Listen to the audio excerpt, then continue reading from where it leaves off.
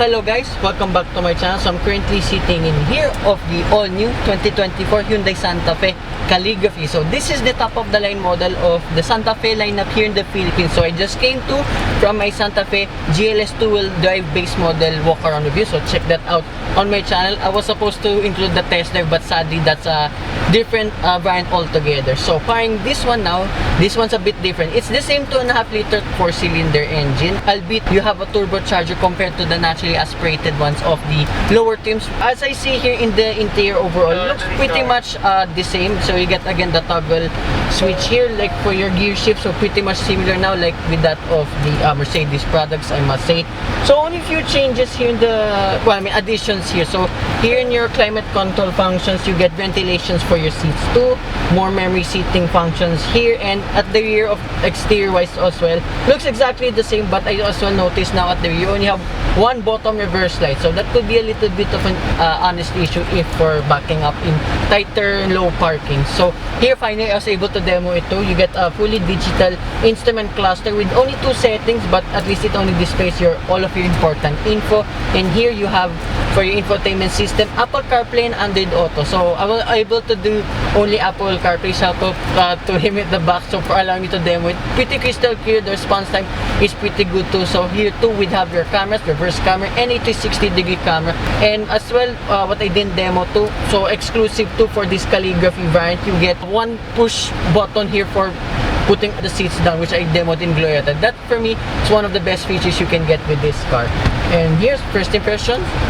So far so good. Pretty light for what this is, and the ground clearance is only 177 millimeters. As I explained to in my base model review, it's lower to the ground as usual because this is intended to be driven like a crossover rather than a full rugged 4x4. Hence this has a lot of cues from off-road vehicles. However, despite the looks here and there, and yeah, it's so good to drive. Even though I'm just going out to the car park to see on faster paces in a bit, yeah, I have no complaints with the ride and drive so far. So the modes are, I mean, driving this is really good, I have to say. I only have 4 modes, so we have Eco, Normal, Sport, and My Drive. So I think this was formerly the Sport mode. I think My Drive you can customize all of your settings.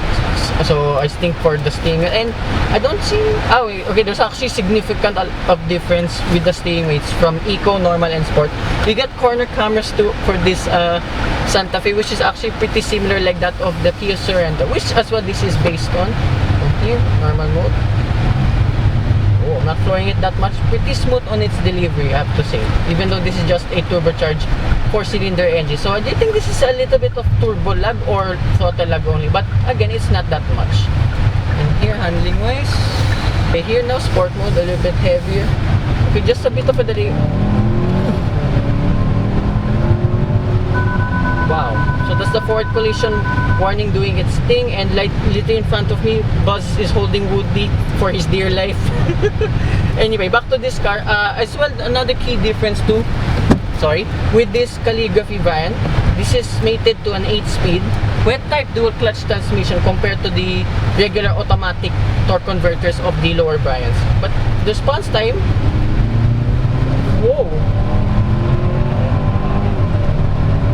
wow, get to high speeds in no time, even though despite just being a massive crossover.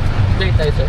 Okay. So the suspension, the ride, even though this is a very long and heavy car, wow, the suspension is pretty good. So here in rocky part here in this test drive route, soaks up the bumps and humps pretty well. Okay, you can feel a little bit of stiffness in the suspension. However, it's not that bad. The suspension copes up with the bumps gradually. So there's more, I know, test humps here in this test route, but yeah, going around here, the bumps easy. The ride is so comfortable. So this is probably a big up to from the previous Santa Fe. Humps, handles them with ease. So here's sport mode from a brake and then floor it. Oh, a little bit of a delay, but whoa, wow, that's pretty brisk. So I'm curious now on how the naturally aspirated models will fare out in this vehicle. So the turbocharged is somewhat peppy given its size and weight. I don't mind it whatsoever. This is actually a pretty good car. Right, so as well, the cost for all of this top of the line model is 3.1 million pesos. Yes. This one tops out at 3.1 million pesos. So you get a lot for your money, even though I said in my GLS walk around review, we're shot it just here in Hyundai Manila Bay. It's pretty much worth it. Normal mode and just floor it. Wow.